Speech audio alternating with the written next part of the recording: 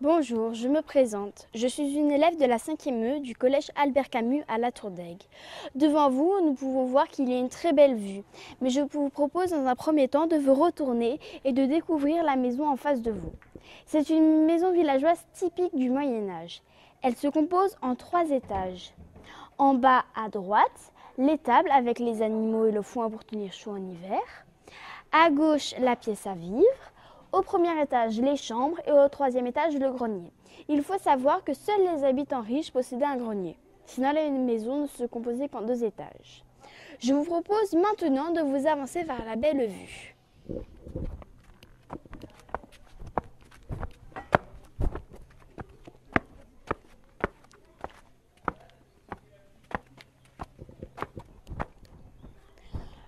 Devant vous, il y a la rivière de l'Aise.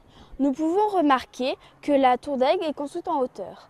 Pourquoi les villages au Moyen-Âge étaient-ils perchés?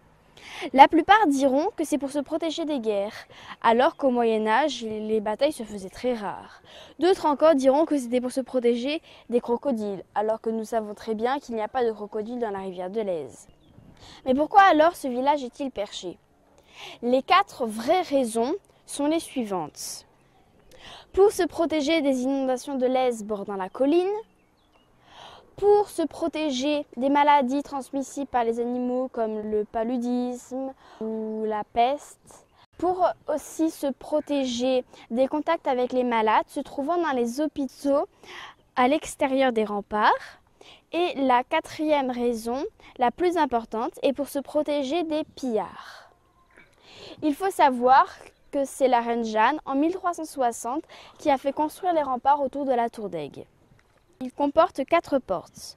Le portail de la Burlière côté nord, le portail de la Fonte côté sud, le portail neuf côté ouest et le portail Romieux côté est. Ces 2 derniers n'ont plus aucun vestige. La Tour-d'Aigle est connue dans les textes anciens à partir du Xe siècle. Son nom vient du latin « touris » qui signifie tour.